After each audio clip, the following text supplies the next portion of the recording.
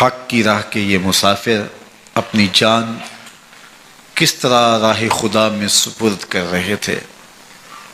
اہل کوفہ سہمے ہوئے، ڈرے ہوئے ابن زیاد کے دربار میں بیٹھے تھے، اور امام حسین رضی اللہ تعالی عنہ کے قتل کا، ان کی شہادت کا انہیں دکھ تو تھا، لیکن ان کے اندر ہمت، طاقت اور توانائی نہیں تھی۔ ان کی تلواریں یزید کے ساتھ رہیں اور دل امام حسین رضی اللہ تعالی عنہ کے ساتھ رکھنے کی بات کرتے تھے۔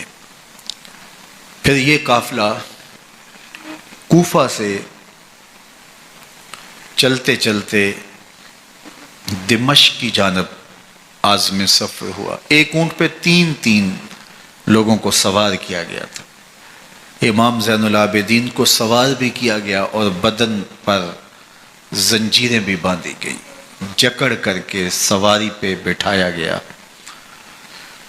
اللہ اکبر! جہاں جہاں سے یہ لوگ گزرتے، لوگوں کو ان کی حالت پہ رحم آتا۔ بہت سارے لوگ نہیں جانتے تھے یہ کون ہیں۔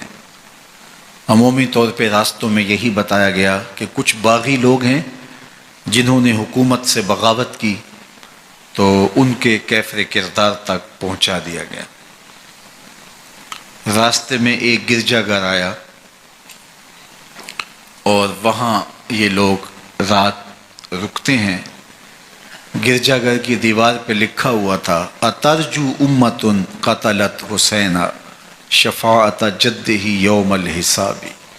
کیا وہ امت جنہوں نے حسین ابن علی کو شہید کیا، قیامت کے دن انہی کے نانے سے شفاعت مانگیں گے؟ کس منہ سے شفاعت طلب کریں گے؟ اسی حسین ابن علی کے نانا سے، جن کے بیٹے کو، جن کے شہزادے کو، نواسے کو ان لوگوں نے شہید کیا۔ جب یہ تقدس مآب قافلہ دمشق پہنچا تو راستے میں ایک شخص قرآن مجید کی تلاوت کر رہا تھا۔ اپنے مکان کی چھت پہ بیٹھ کے تلاوت کر رہا تھا، اور یہ قافلہ اس طرح سے گزر رہا تھا کہ شہیدوں کے کٹے ہوئے سر نیزوں کی نوک پہ تھے، اور عصمت شیار خواتین اور امام زین العابدین اونٹوں پہ بندھے ہوئے تھے۔ تو پڑھنے والا تلاوت کر رہا تھا کہ کہف اور رقیم یہ ہماری نشانیوں میں سے بڑی عجیب نشانیاں ہیں۔ تو جب وہ پڑھ رہا تھا تو سر حسین سے آواز آئی: یا تالی القرآن، اے قرآن پڑھنے والا، اصحاب کہف سے زیادہ عجیب قتلی و حملی، میرا قتل کرنا اور نیزے کی نوک پہ چڑھایا جانا ہے۔ یہ قافلہ یزید کے دربار میں پہنچتا ہے۔ یزید بہت خوش ہوا اور اس نے حضرت امام زین العابدین رضی اللہ تعالیٰ عنہ سے کہا کہ تمہارے باپ نے میری حکومت کے خلاف بغاوت کی اور وہ اپنے انجام کو پہنچے۔ تو آپ نے جواب میں قرآن مجید کی آیات کی تلاوت کی اور اہل بیت کے مناقب اور فضائل بیان کیے۔ سیدہ زینب سلام اللہ علیہا کا ایک خطبہ اہل بیت کی عظمت، مناقب اور فضائل میں یزید کے دربار میں اپنی انوکھی اور البیلی شان رکھتا ہے۔ یزید پہلے تو خوش ہوا، لیکن جب اس نے لوگوں کے چہرے دیکھے تو وہ پریشان ہو گیا۔ حتیٰ کہ یزید کے دربار میں ایک عیسائی سفیر آیا ہوا تھا، تو اس نے جب کٹے ہوئے سر دیکھے اور خستہ حال سادات کی شہزادیوں کو دیکھا تو اس نے کہا یہ کون لوگ ہیں؟ تو اسے بتایا گیا، تو اس نے بڑے تاسف کا اظہار کیا، کہا کتنے بد نصیب لوگ ہو، ہمارے پاس حضرت عیسیٰ علیہ السلام کے گدھے کا کھر موجود ہے اور ہم اسے بھی عزت کی جگہ پہ رکھے ہوئے ہیں، اور تم کتنے بدبخت ہو، اپنے رسول کے نواسے کو شہید کر دیا۔ بے مروت بے وفا تیرا بھی کیا افسانہ ہے، جس نے اپنی ہی شمع کو گل کیا تو وہ پروانہ ہے۔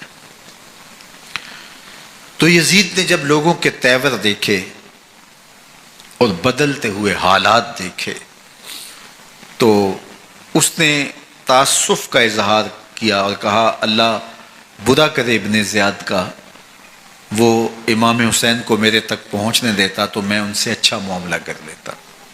کچھ لوگ اس سے یزید کو بری الذمہ قرار دینے کی کوشش کرتے ہیں، لیکن یزید کے اپنے حکم سے سب کچھ ہوا۔ ابن اسیر نے لکھا ہے کہ جب یزید مرا تو ابن زیاد دمشق آ رہا تھا، اس کے ساتھ مسافر بن شریح بھی تھا، تو اچانک وہ کچھ سوچنے لگا۔ تو مسافر بن شریح نے کہا کہ ابن زیاد میں تمہیں بتاؤں تم کیا سوچ رہے ہو؟ کہا بتاؤ۔ کہا تم یہ سوچ رہے ہو کہ میں نے نواسہ رسول کو شہید کیوں کیا؟ تو کہنے لگا کہ یہ مجھے یزید کا حکم تھا، اور اگر میں نواسہ رسول کو شہید نہ کرتا تو وہ مجھے قتل کر دیتا۔ اور جب مسلم بن عقبہ کو مدینہ المنورہ کی حرمت کو پامال کرنے کے لیے اور حضرت عبداللہ ابن زبیر رضی اللہ تعالیٰ عنہ کی خلافت کے اعلان کے بعد مکہ المکرمہ پر حملے کے لیے جو یزید نے بھیجا، تو اس سے قبل اس نے ابن زیاد کو کہا کہ یہ کام تم کرو۔ تو ابن زیاد نے جو جواب دیا وہ یہ تھا کہ میں تمہارے کہنے پہ پہلے ہی نواسہ رسول کو شہید کر چکا ہوں، اب نواسہ رسول کو شہید کرنا اور کعبۃ اللہ کی حرمت کو پامال کرنا، یہ دو چیزیں میں جمع نہیں کروں گا، اور اس نے بادشاہ کے حکم کا انکار کر دیا۔ تو یزید نے امام حسین رضی اللہ تعالیٰ عنہ کی شہادت کا حکم دیا تھا ابن زیاد کو، اور یہ دو گواہیاں میں نے ابن زیاد سے آپ کے سامنے رکھی۔ باقی اس کا یہ سیاسی پینترا کہ وہ تعصب کا اظہار کرے، تو قاتل کی پشیمانی مقتول کی اہمیت تو بڑھا سکتی ہے، لیکن قاتل کے دامن سے قتل کا داغ نہیں دھو سکتی۔ تو حضرت امام حسین رضی اللہ تعالی عنہ کا قتل یزید کو اب نظر آ رہا تھا مجھے بہت مہنگا پڑے گا، آخرت تو برباد ہوئی ہی ہوئی، دنیا بھی میں نے برباد کر لی اور میری حکومت بھی مستحکم نہیں رہ سکے گی۔ تو اب اس نے یہ کہنا شروع کر دیا کہ خدا برا کرے ابن مرجانہ کا کہ وہ راستہ دے دیتا اور امام حسین کو میرے تک پہنچ دیتا۔ حضرت امام زین العابدین سے اب وہ لجاجت کرنے لگا اور کہنے لگا کہ حضرت آپ کچھ ارشاد فرمائیے۔ تو آپ نے تین چیزیں ارشاد کی۔ آپ نے فرمایا ایک تو ہمیں خیریت سے مدینے بھیج دو، اور دوسری بات کہ قاتلان حسین کو ان کے کیفر کردار تک پہنچاؤ، اور تیسری بات مجھے دمشق کی جامع مسجد میں خطبہ جمعہ کی اجازت دو۔ اس نے کہا کہ خطبہ جمعہ کی اجازت بھی دیتا ہوں، آپ کو خیریت سے مدینہ المنورہ بھی روانہ کر دیا جائے گا، لیکن قاتلان حسین کو کیفر کردار تک پہنچانا یہ میرے بس میں نہیں ہے، یہ ممکن نہیں ہے۔ اب مجھے بتائیے حاکم وقت ہو اور اتنا بڑا سانحہ اور واقعہ ہو گیا ہو تو وہ وہیں کھڑے کھڑے معذرت کر لے کہ یہ اس بات کو رہنے دو، تو اس کا مطلب سمجھنے میں کسی بھی باشعور شخص کو دیر نہیں لگتی۔ اسے چاہیے تھا کہ وہ کہتا کہ میں اس کی تحقیق کروا کے جو بھی مجرم ہے وہ کیفر کردار تک پہنچے گا، اور آپ نہ بھی کہتے تو یہ میں کرتا چونکہ میں حاکم وقت ہوں۔ لیکن اس نے فوراً کہا کہ یہ ممکن نہیں ہے، تو اس کا مطلب کیا کہ مجرم میں خود ہوں، تو میں اس سے جو ہے وہ بچنا چاہتا ہوں۔ تو اس نے حضرت امام زین العابدین کو کہا دو شرطیں تو قبول ہیں، لیکن یہ تیسری شرط قبول نہیں ہے اور یہ ممکن نہیں ہے۔ تو یہ واضح اس بات کا اشارہ ہے کہ یزید کے حکم سے، اس کی منشا سے اور اس کے کہنے سے حضرت امام کو شہید کیا گیا، اور اس نے حضرت امام حسین رضی اللہ تعالی عنہ کے مبارک لبوں پر چھڑیاں بھی ماری اور آپ کے دانتوں پر ضربیں لگائیں چھڑیوں کی. وہ تو ایک صحابی وہاں موجود تھے جو کھڑے ہو گئے. انہوں نے کہا ارفع ھذا القدیب عن ھاتین الشفتین، ان ہونٹوں سے چھڑی ہٹا لے، میں نے ان آنکھوں سے رسول اللہ کو یہ ہونٹ چومتے ہوئے دیکھا ہے. جس طرح ابن زیاد کے دربار میں ہوا تو یہاں بھی ہوا. اللہ اکبر. تو یزید اپنے تئیں خوش تھا، لیکن لوگوں کے احتجاج کی سکت نہیں لا سکتا تھا کہ نواسہ رسول کو شہید کر دیا گیا. تو وہ یوں اپنی بات کو چھپانا چاہتا تھا اور بات ابن مرجانہ ابن زیاد پہ ڈالنا چاہتا. لیکن ابن زیاد کہتا ہے کہ اگر یزید کے کہنے پہ میں امام حسین کو قتل نہ کرتا تو میں قتل کر دیا جاتا، اور میں غزوہ کعبہ اور قتل امام حسین دونوں کو جمع نہیں کر سکتا، لہٰذا اب میں یزید کا یہ حکم نہیں مانوں گا، اس نے پہلے مجھ سے بہت بڑی زیادتی کروائی ہے. یہ تاریخ کی معتبر کتابوں کے اندر موجود ہے.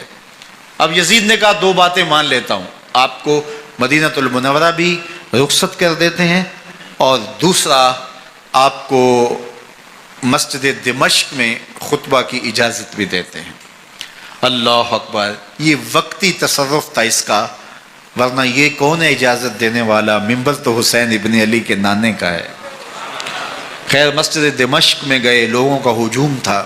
حضرت امام زین العابدین ممبر پہ جلوہ فراز ہوئے. خطابت تو ان کے گھر کی لونڈی ہے.